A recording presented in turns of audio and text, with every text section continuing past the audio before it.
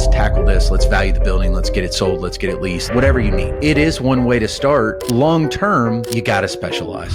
Consistency comes from number one, creativity, and number two, doing deals. People get stuck because every post they do or video they do has to be like a work of art. Most everything I've said, people have forgotten. My intern this summer is learning my spreadsheet. I think that's really important. I mean, I've talked to people that have real estate degrees that don't understand the ins and outs of a spreadsheet.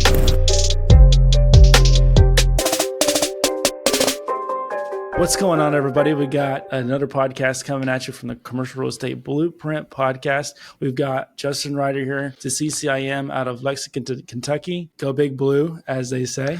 Go Cats. He's wearing a Kentucky shirt for me today. Let's go. I mean, I feel right at home. I'm pumped.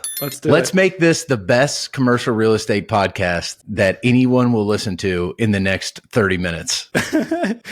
Cats. Let's do it. That's right. Let's do it. Awesome. So for those that don't know, Justin Ryder is a broker and he's doing a little bit of investing too. Got about 5 deals in, he told me, and he's been killing it across social media, brokerage, all in general. I think you won, what was it, Influencer of the Year or something like that in like 2021 or was it 23? It might have been 24. No, 23, I think. Okay. Because then I gave it to the next guy in the next agent in 24 and presented it. But yeah, SVN is cool. There's about 2,000 agents across the nation. So it's a pretty prestigious honor, if you will, to think through how some of the creativity that's sort of in my mind that I want to bring into this business has turned into relationships, deals, opportunities. Yeah, I'm so excited to jump into that. Sure. Before we get into social media, I want to talk to you more about like your start, how you got into commercial real estate, how you got to SVN. Kind of give us the background for those who don't know you very well. Yeah. And I hesitate to, it's always funny when I'm on podcasts, it's like, I don't want to say the same thing that everyone else always says, because then I feel like, well, that's so boring or whatever. But no one's story is boring. And part of my story was having a really good friend, Matt, who's my broker and one of my best friends to this day. He ended up buying the SVN franchise in my beloved Lexington, Kentucky, and invited me into the business. I came from a nonprofit ministry background, but always had a sort of like severe entrepreneurial itch that I wanted to scratch, and felt like there was very like I had God-given gifts that I wanted to apply to a business, but I didn't know the first thing about commercial real estate, right? So if you're listening to this and you're like, I don't know anything about commercial real estate, that's okay. Like a lot of people will tell you, it's not rocket science. Like there's some things to learn. CCIM helped me tremendously, look at every building like a small business in and of itself. But that was my start. I was invited into it, and I was invited / fought to be a part of it, and, really hit the ground running in a piece or a part of the cycle that you don't pick when you start, right? Jesse, you know that. Yeah. No one listening to this is going to pick when they jump into commercial real estate. I happened to jump in on this front end of 2018. I was absolutely proficient 6 months in to basically sell anything. Yeah. And then 19 and 20 happens. 20's crazy, but then boom, it just explodes. In fact, you'll find this is funny. My summer intern today, I have him studying a specific county where, the 3 or 4 counties that I'm really working in, we have encyclopedic knowledge of. Okay. So, and I sell a lot of apartments. I'm tracking 45,000 units across these about 1,500 properties. I know every owner, we know all the data. Starting in 2018, we've studied $1.65 billion of comp data. Okay. So I'm adding counties with this intern. He's tasked with going out and studying a new county that we're going to add into the mix. He comes into my office today and says, holy crap, what happened in 2021? And I'm like, what do you mean? And he's like, well, I mean, it looks like everything tripled in value. And I'm like, buddy, welcome to real estate cycles 101. He's like, you think we'll get back there? And I'm like, I don't know. I don't know. I hope we get back there. But like I said, you don't pick when you start. So it's just started at a time where there was plenty of deals to be done, and did a bunch of deals. My chapter 1 for me, if I was writing a book about my career, chapter 1 would be called Reps. And it was just like, I got the opportunity to do hundreds of reps. When I say a rep, I mean a quality transaction where a buyer and seller leave the closing table table, having signed a deed or a lease, and they're satisfied and excited. I brokered it and we move on to the next deal. Mm-hmm.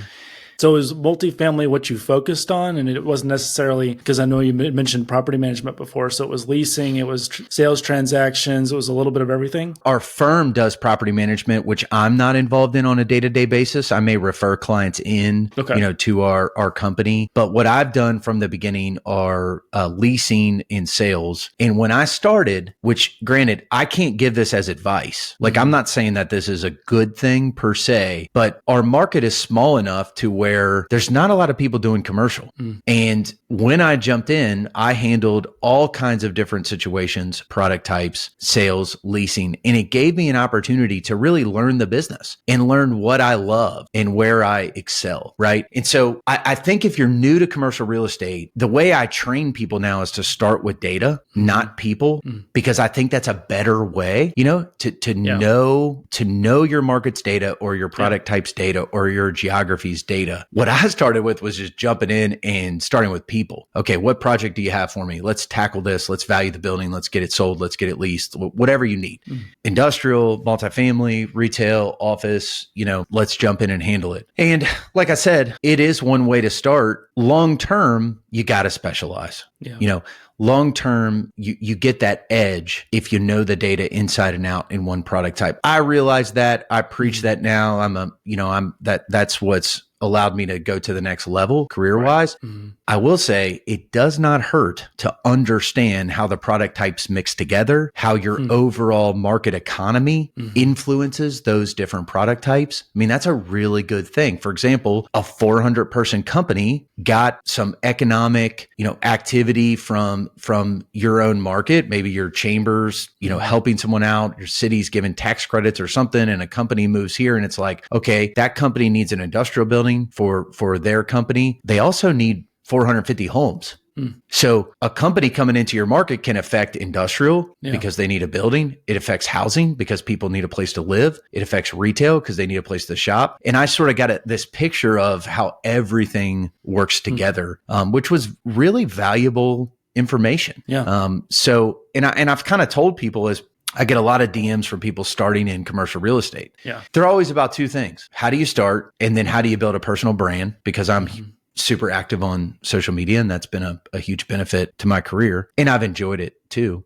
But when people are jumping in saying, how do you start? Should I specialize? I say absolutely, but don't specialize in a way where you don't understand how your market works and how these product types fit together. I think that's great because, we've kind of gotten to the point now where we're focused on a specific market, and even because it's a tertiary market, right? Markets around it that affect, your own market that you're focused on. And the data is so important because data is everything. I mean, what's stuff selling for? What are the cap rates? What's the per square foot basis things are selling at? What is things leasing at? Because, just for our market, for just a quick example, Greensboro is a little bit higher, but it's only 20 minutes away. And as far as lease rates, sales rates and stuff. So users are coming to High Point, our market, because it's just a little bit cheaper and it's 20 minutes away. And knowing that where your people are coming from keeps you ahead of the game a little bit too. So, I mean, some of the advice that I was given early on was find like a street or two and like just focus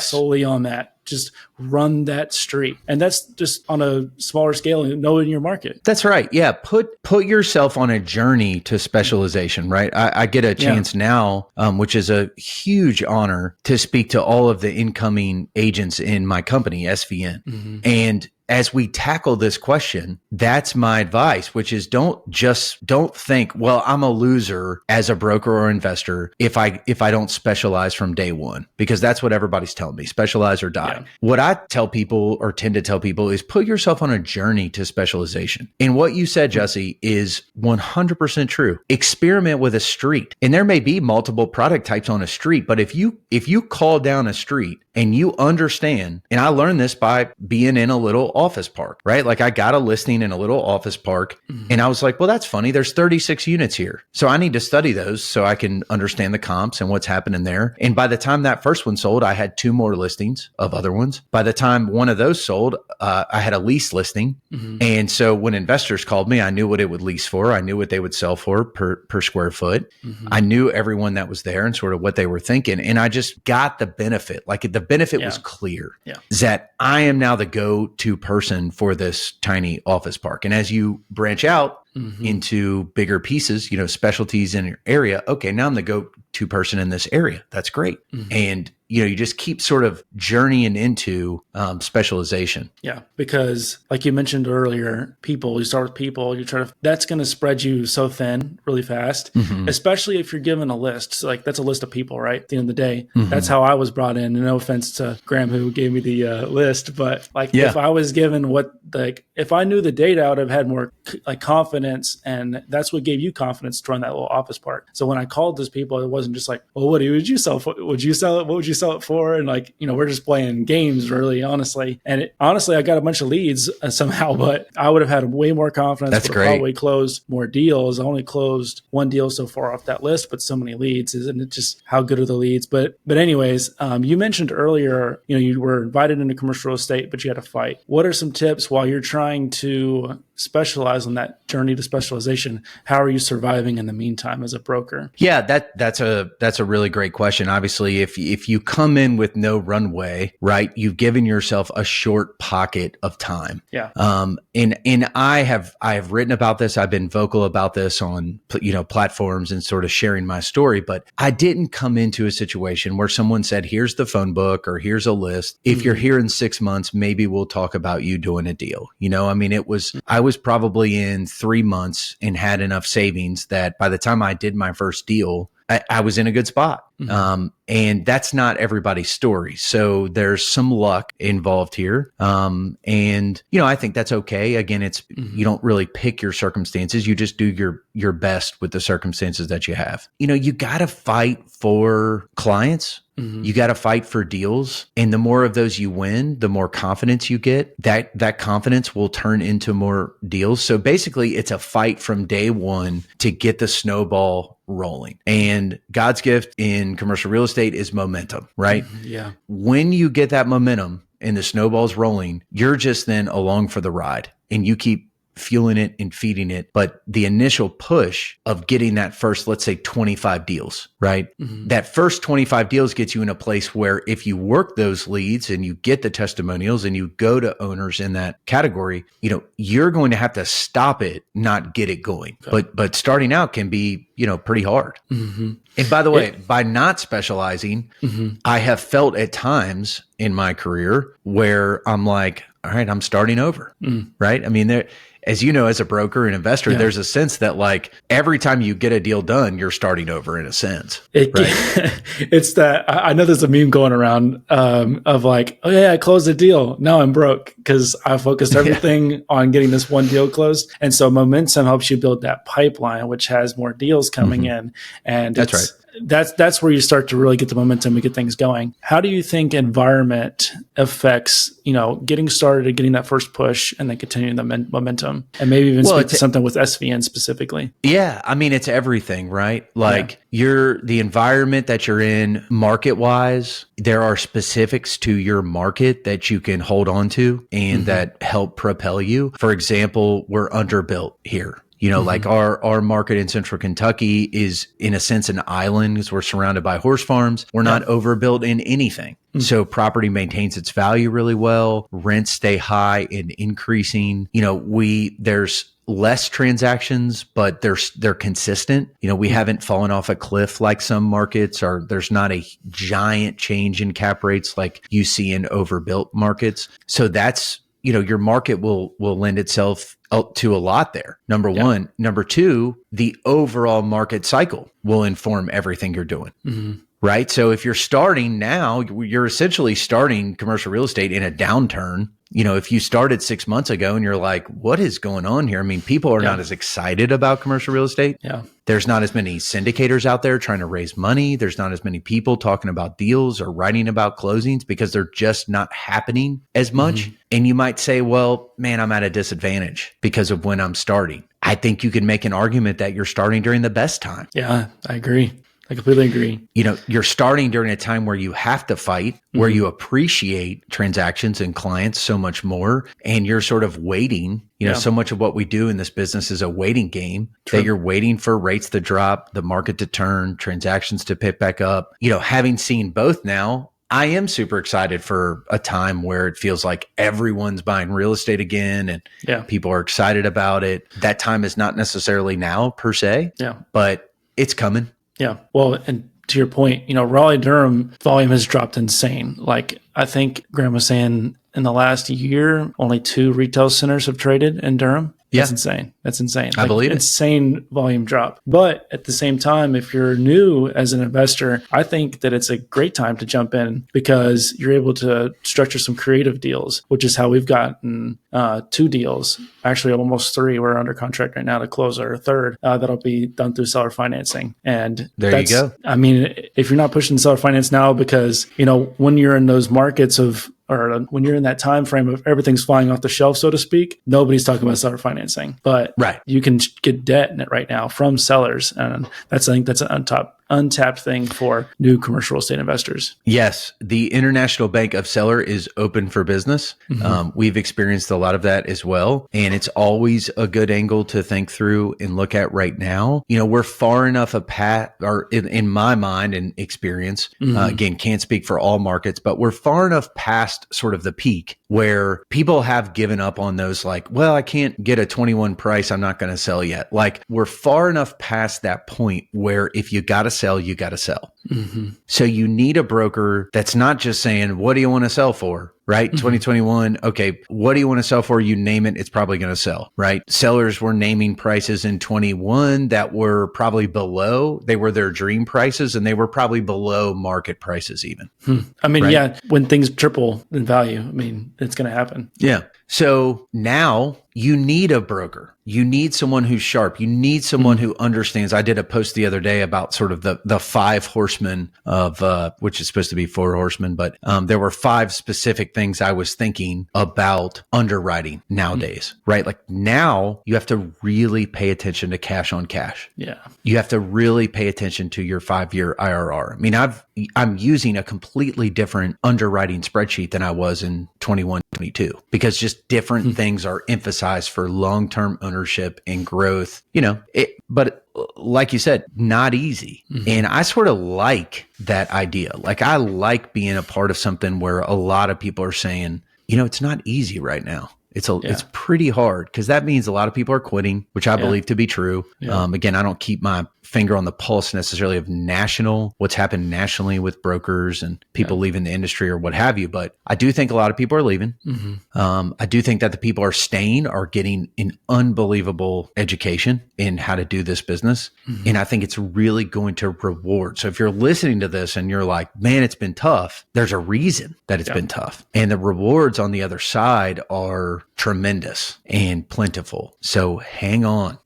Hang on, and you'll reap the benefits of this education that you're getting. Yeah. And those that are pouring their time into it are just going to, every deal transaction is going to become a little bit more confident, easier for you. I'm still getting there. I think I've been a part of like 5 or 6 deals. And, in a first year, that's what's pretty good. I'm blessed to be around in the right environment where I've been able to do stuff like that. So surround yourself with the right people, I think is definitely just massive. So I wanted to talk about your first deal and how that kind of came about, whether it was LP or GP side, doesn't matter. Just curious about what your first deal was like. Yeah, my first deal brokering was a simple campus property around UK. Okay. A lot of people in our area start around, that angle into the business. We're a college town. Whole town revolves around University of Kentucky. University of Kentucky sells out its dorms every year since I've been really following the market. And so campus housing has continued to go up and to the right in a sense. And And those are those properties, big or small, are properties that we still sell today as they sort of trade, but it's a great pond to fish in if you're in a college town. And the first deal I invested in was as an LP in an industrial deal. Industrial is constrained in our market just like multifamily. And so, we got the opportunity through some connections in our office to buy into a bigger industrial building. And same thing as multi, we don't have trouble finding tenants for those properties. Rent growth has been very healthy. Obviously, when we bought it, 4 years ago, debt was in a totally different position than it is now. Right. And it's proved to be a wonderful, wonderful deal. I felt it was important to invest, or at least try to invest from day one.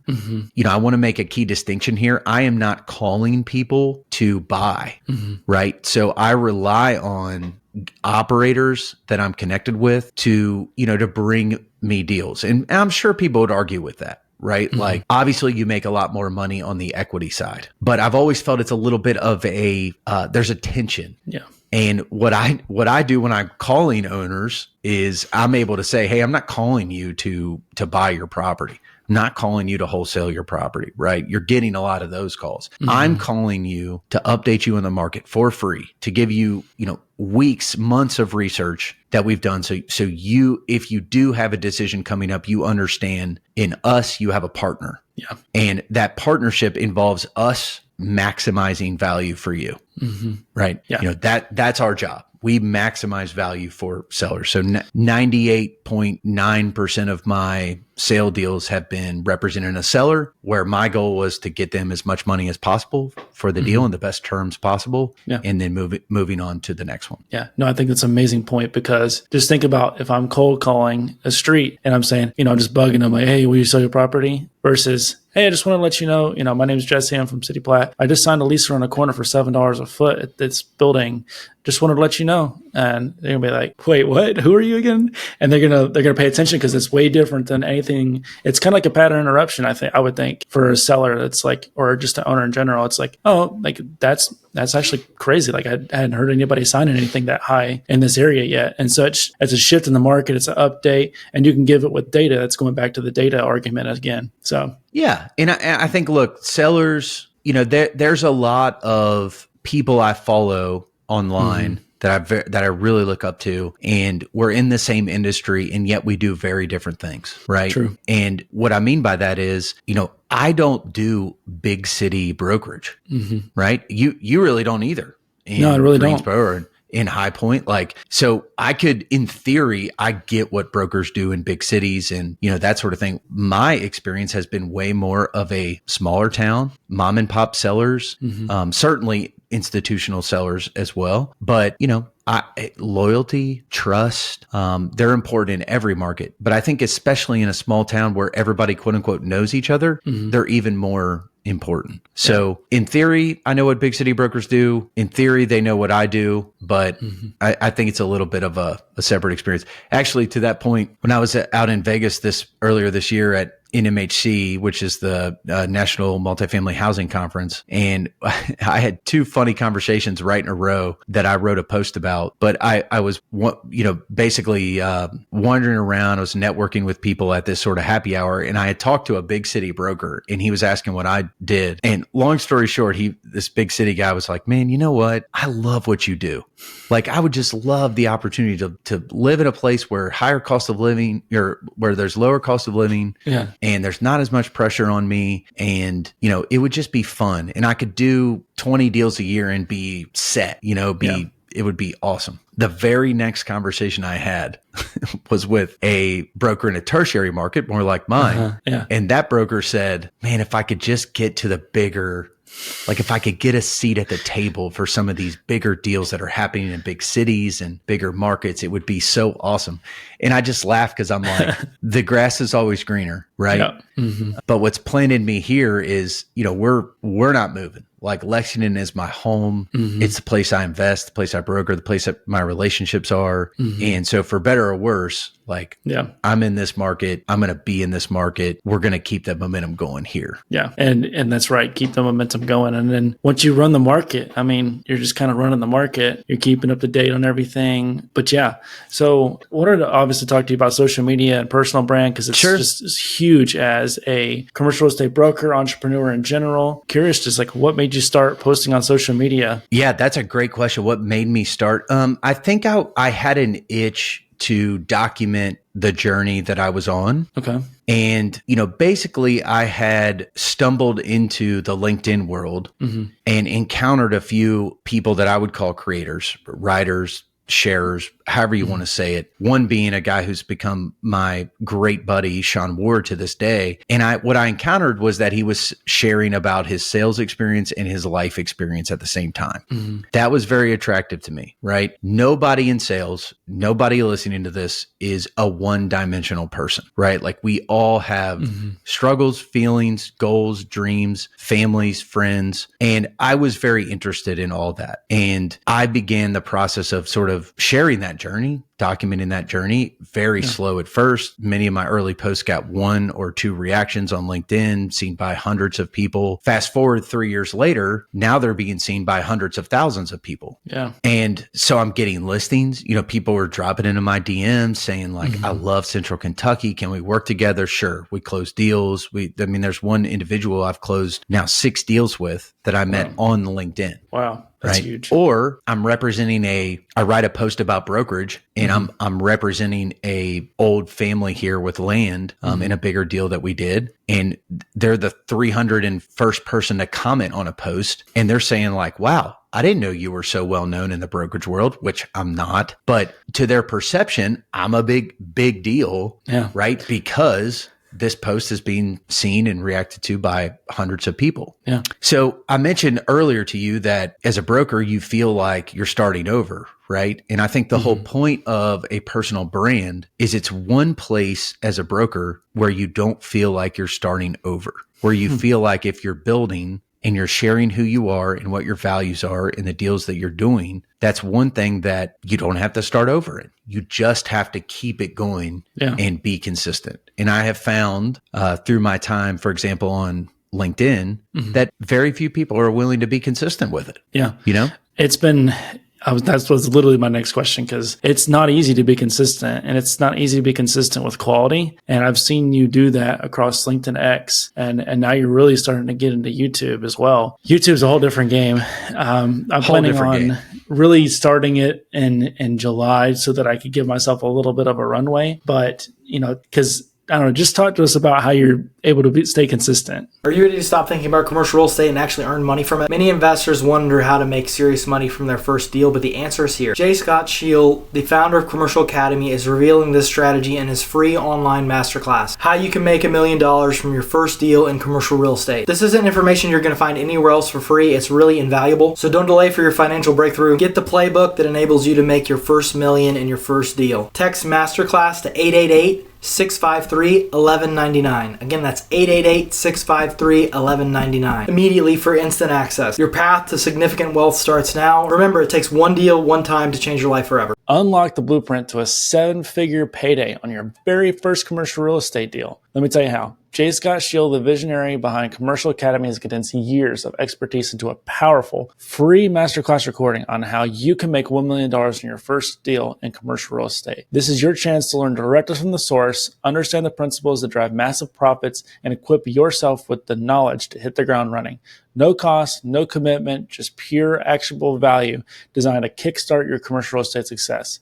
It's incredibly simple to get started. Text Masterclass to 888-653-1199 now to claim your success. And again, text Masterclass to 888-653-1199. Discover why one deal, one time can change your life forever. Yeah. I think consistency comes from creativity, number one. And number two, consistency comes from doing deals in our business. And what I mean by that is you have the creative outlook to translate simple, experiences you're having or truths you're discovering about the brokerage industry into readable, digestible content, right? Those two things I've had my whole life, the ability to be creative, the desire to be creative. As I picked up the brokerage experiences and skills, I then just applied that creativity to sharing what I was experiencing, making observations. Right. I mean, I think people get stuck in their sort of producing content journey, which I don't even like the way that sounds, like producing content or whatever. But people get stuck because every post they do or video they do has to be like a work of art. Most everything I've said, people have forgotten. Right. If you ask the average person that follows me on social media or that interacts with me, they might be able to name 2 or 3 posts I've done out of thousands. Yeah. But it's more just I'm there. I'm sharing my experiences. I'm wishing people well. I'm bringing goodwill into the overall industry as best I can because I respect how hard it is to do this business. And people that are sharing it, I respect a ton. And so I'm telling them, hey, you closed this. Congratulations. I think that's awesome. The way you said this, I think is really powerful. That in turn, that wins me followers or fans that will return that same appreciation.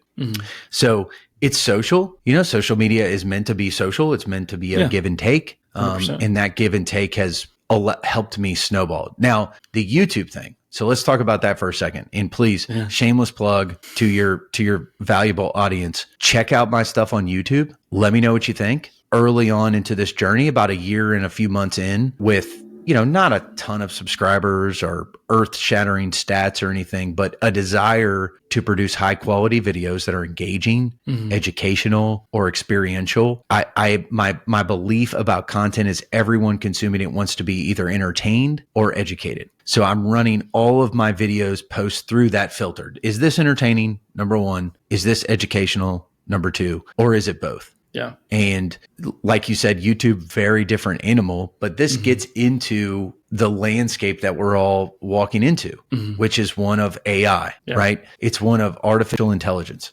And so the ability to connect with someone emotionally, the ability to present on video, those skills are going to transcend this AI world. I believe it, right? Yeah. Those skills, if you arm yourself with those skills, you're going to be even more human, even more of a person that, can connect with people emotionally, can influence people, can motivate people. That's going to be a very good thing in the coming years when almost all content obviously is going to be in some way, shape, or form AI generated. Yeah. Right. So you got a head start basically if you're making quality videos and people are tuning in. Yeah. And it's not necessarily just creating. It's like you said in the beginning, it's documenting as well. So like, hey, we're out here at this building. We just put it under contract. Just kind of just walk it through what you're doing. We just posted this listing. I literally saw someone today. I was waiting for my smoothie this morning, post on your stories like, man, I just wish I just wish that, I was better at behind the camera. It's like, I wish I was as good as you were. And I literally commented back to him. I'm like, I'm sure Justin started from the beginning too. Like his first post probably didn't get any likes. Mine first 15 definitely didn't get any likes. So it's not necessarily about like posting the best things now. It's just getting started and getting the ball rolling, and you're going to get better as you go.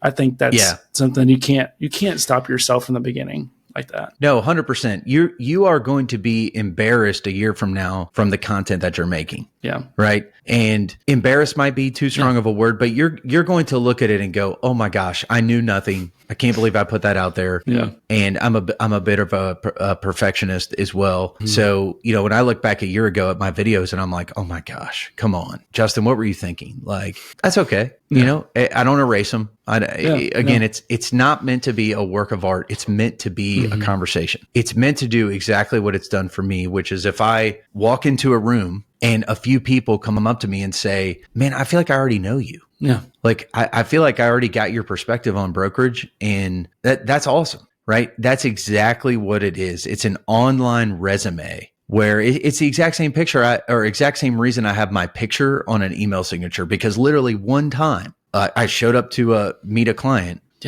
or a future client, and they said, oh yeah, this is awesome. I already feel like I've seen you because your picture's on your email signature. And I was like, yeah, so as much intimacy as you can create with people in our business, That's a very good thing, right? Yeah. As much connection as you can establish before you ever even get to the table or in the room, that's a very good thing. You touched on it briefly, but when we post and we do these podcasts, because you just recently got your podcast launched this year, when you do stuff like this, the people listening to it now, like they're like, oh, I've never met Justin, but I've listened to all of his podcasts and I trust that guy. Trust. That's the big thing. So like when you're showing up to a meeting for the first time, you've never met the person, they already trust you. They're like, I'm not worried about this. Justin's got it. He's going to be able to help me, and whatever it is that you're helping that customer with. Yeah, I mean, what's his name with the Fort podcast? Chris Powers. Yeah, he was the reason I kind of started thinking about a podcast, which is, as you guys know, it's a lot of work, right? Oh yeah. It's not easy, but he called it building trust at scale. Yes. And I was never able to get that line out of my mind. Like, oh, I could do that. I could build trust at scale. And that's what I think it does. Now, Sean and I, my podcast partner, with our project Sales Life, which is the name of the podcast, we've taken a different angle into that space. Why? Because I felt like, and I think Sean would agree, there's a lot of mechanical, operational real estate podcasts, right? Like if you want to go buy real estate, if you want to learn about people's experiences in certain markets and deal mechanics, right? There are tons. Yeah. And what we decided to do was say, okay, could we be the podcast where people that are in real estate have had a really long day and they're driving home and they go, yeah, you know what? I don't want to talk real estate necessarily, but on my commute, I would love to sort of decompress with some guys that really understand the business and are in it neck deep and fighting every day.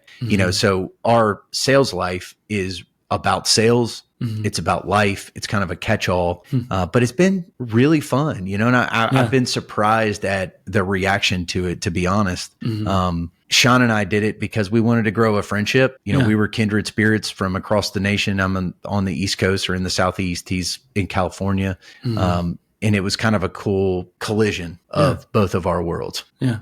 So what does he focus on specifically, like in his industrial? Day-to-day? Industrial? Okay. Only industrial, okay. Leasing, giant boxes, right? Like it's not uncommon for him to do 100,000 square feet or 300,000 square feet, right? In the Inland Empire. Yeah. And he's, the best in the world at it. That's not my game. We're in a tertiary market, again, different investment sales, but same principles, same skills, right?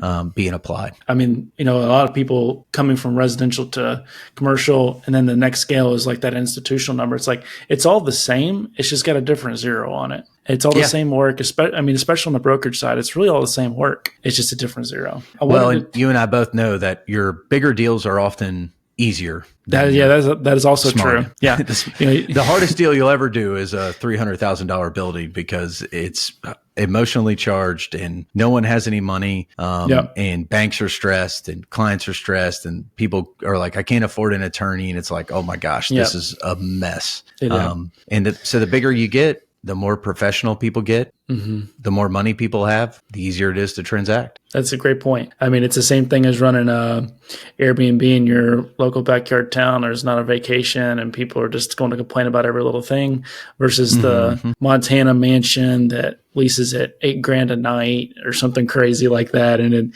that client base is just a different world. And I mean, it's a great point. I mean, when you're leasing out 1,500 square feet and it's becomes a problem and stuff like that. But like, I definitely understand. I wanted to talk to you about your new. Sorry, go ahead. I was going to say if you're newsletter, let's talk about that too. Yeah. And I didn't mean to interrupt you, but I get super excited about these topics. But I think if you're starting your content journey now and you're thinking, I want to do this, first of all, you're early. Okay, so there's a sense that if you're starting LinkedIn or YouTube or whatever, now it's like, well, I'm so late. It's not true, right? Like you're technically early in the overall process. So don't let that be an excuse. Yeah. Number one. Number two, find a couple people that are creators that you respect and start to templatize what they're doing, right?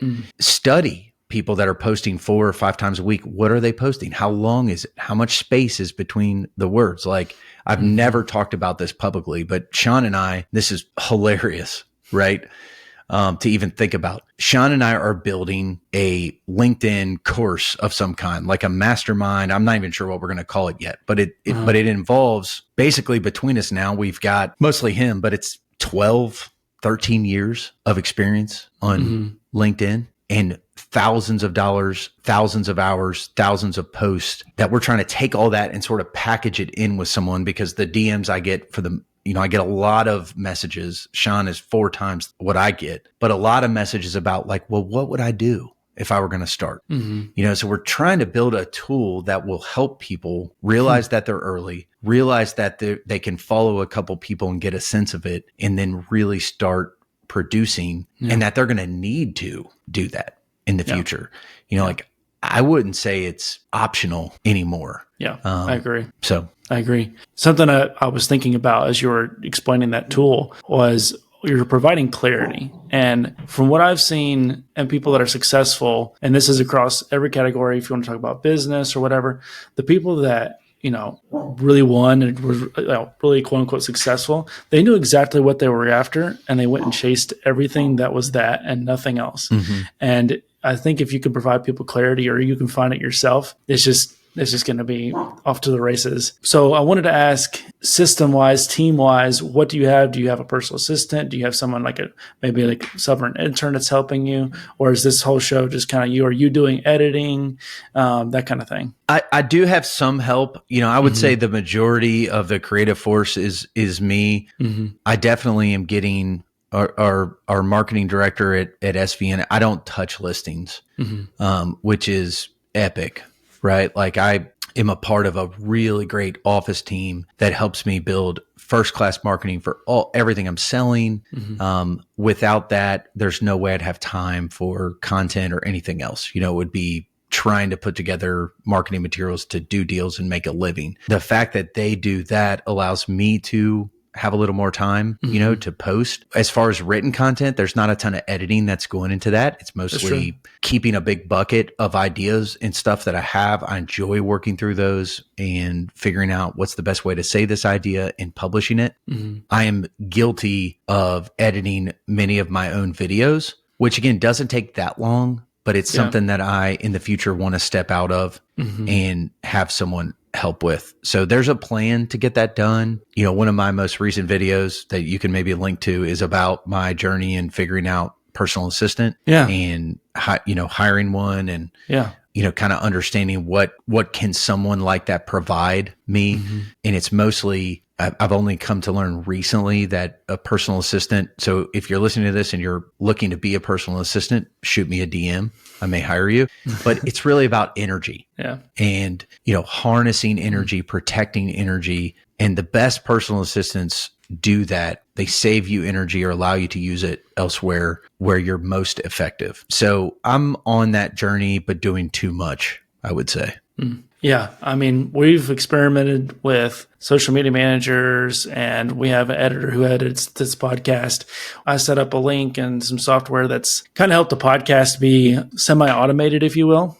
Sure. We have someone that posts it for us. We have someone that edits for us because it's just a ton. It is money, but it's systemized everything. And, now we have a sponsor. So it's working, we're getting there. We're getting traction. We've been doing this a little over a year now, which is super exciting.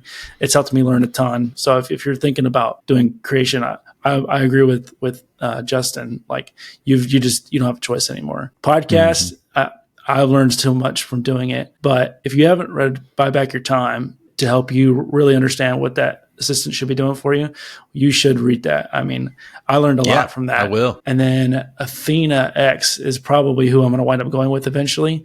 They're a little expensive. Okay. All their stuff's outlined, so it's not like I'm giving any crazy details, but they are $3,000 a month, and that person is trained to be proactive. They're trained to be your personal assistant.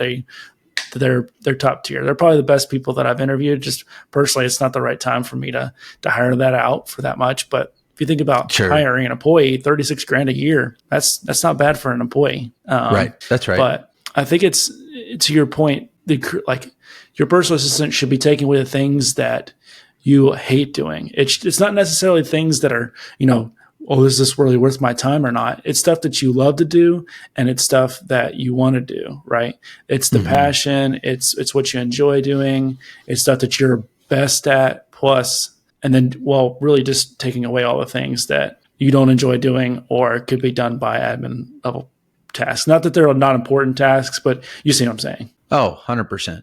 Yeah, 100%. You have to learn to live in your gift set, right? And apply those things to the real estate industry. And that took me a long time to learn, because it's very easy to, especially early on, get into a mode where you're like, I'm going to do whatever it takes to get it done. And that's important, right? I mean, that's a very important skill to learn early on, is like whatever the admin task is, or keeping timelines, or collecting documents, or whatever, like I'm going to do that because there's a closed transaction on the other end of that. Or I'm going to start this personal branding journey because if I don't start now, I'll never start. And it's really, once you get to that place, you're exactly right. Once you get to a place where that stuff is rolling, where can you step out? Where can you find a place that someone else can step in to where you're not necessarily on the hook for everything? And there's a lot I'm on the hook for sure. Yeah. The being creative is about being off the hook, right?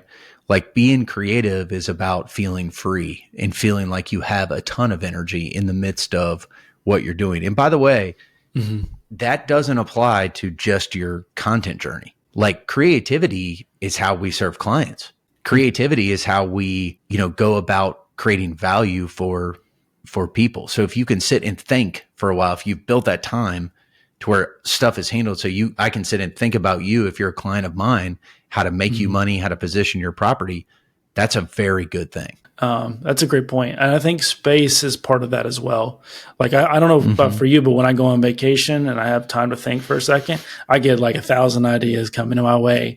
And my ADD gets me, just like trying to like navigate all those new ideas that you got. That's exactly right. One of those last questions I wanted to ask you, because I want to be respectful of your time. What are some things that new commercial real estate brokers that want to be investors, what's some skill that they need to master early on? I mean, understanding the guts of a property is crucial, right? So it's one thing to understand comparable sales and why a property might be positioned at a certain price. It's another thing to understand the guts of a spreadsheet from the side of revenue, expenses, debt. So you're looking at your NOI, you're looking at your post debt, your net cash flow, you're looking at your cash on cash.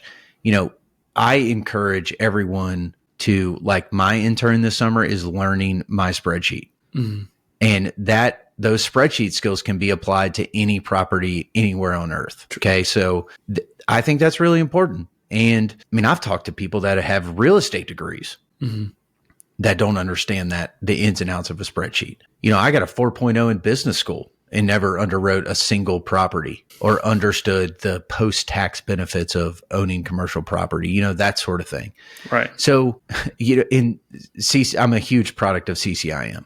Like I literally cannot recommend it high enough. If you're going to spend a career in commercial real estate, just take 101. Yeah. If you don't do anything else, just pay for 101, even if you don't get the designation. Right. Because one of the things you do in 101 is you do a 5-year look. It might be a 10-year look at a property with a pencil. Yeah. Oh. So you literally, at least when I took it, you literally write in rents, vacancy. You're doing all this math by hand with a pencil. Your cost seg, your stuff, you get to the end, what you're selling it for, your gains, you have to go through all that. Is there a spreadsheet that'll spit that out? Of course. Do you really feel it unless you've done the math line by line? At least for me, the type of person that I am and how I learn, that was supremely helpful.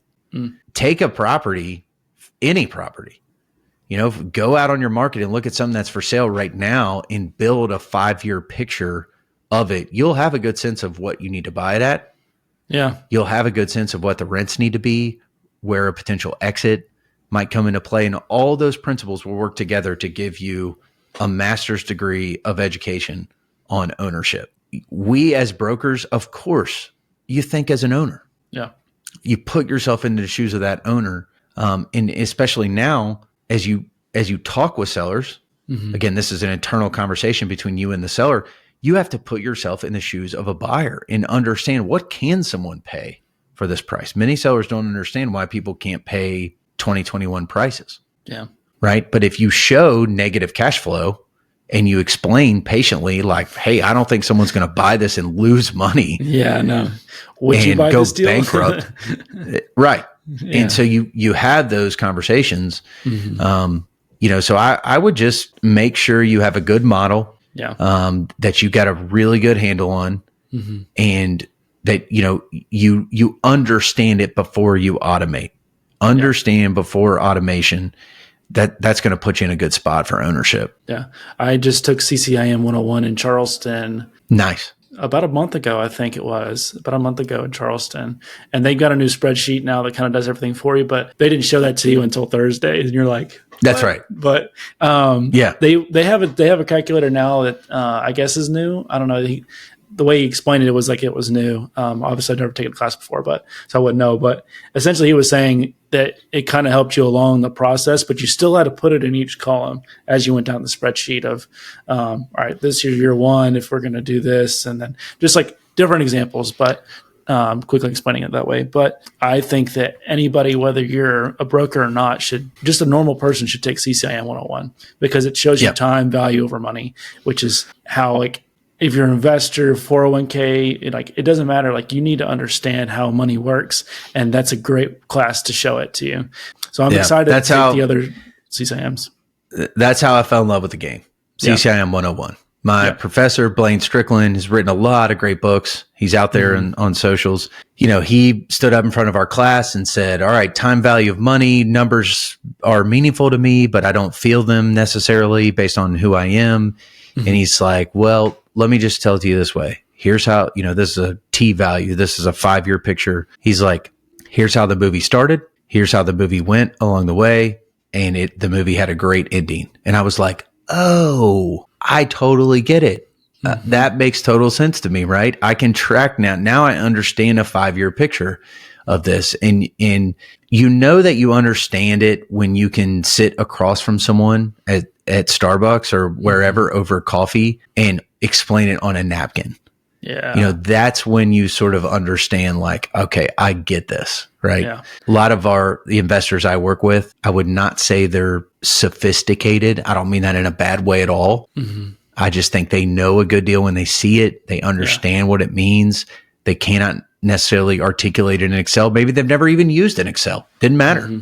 Yeah. Right. But they understand the movie, how it starts, what needs to happen along the way in the form of cash flow, and what a great exit would mean for the overall return. Yeah. And I think to your point too, like being able to sit down and explain it simply to somebody, it's huge. And you instantly build a lot of confidence in that. People that I know who, work at our firm that, they can just spout off like, well, that's not a good deal because like this, and this. And they just run the numbers for you right there in front of you off the top of their head. Sometimes they don't even use a calculator. It's like, I'm not to that level. I'm still learning myself. Like, but once you get to that level, then you're going to be able to create trust so much faster, and you'll know instantly what's a good deal and what's not. And you'll be able to help clients that way too. So, yeah, for sure, man. Yeah. Well, I really appreciate your time today, Justin. And I think this is a great podcast for anybody who's a new broker, new commercial real estate investor, or broker that wants to start getting into investing. If somebody wants to reach out to you and ask questions, what's the best place to do that? Yeah, shoot me a DM, LinkedIn, X, YouTube. Would love for people to check out the content stuff, give me feedback, let me know what you're thinking, especially YouTube. That's where I'm most excited about growing right now as far as the video stuff. Yeah. I'll send you my email, or if anybody wants to reach out to Jesse personally, you can connect us over email. If it's Central Kentucky investment stuff, I've become a lot of people's guy in Kentucky. I can say very confidently, if I can't handle the project, I know in our state who would or could handle it. And so I can handle it and or refer it out and, hopefully create a lot of successful entrepreneurial journeys through our state. Love the state. Love your shirt. Go Cats. Like this is a cool place to be, executing this business. Yeah. And appreciate you having me on. Yeah. Awesome. We'll put all of that down in the link, description and stuff below on the podcast. Make sure to go check out his YouTube as well and subscribe. So appreciate it. And we'll see you guys in the next one.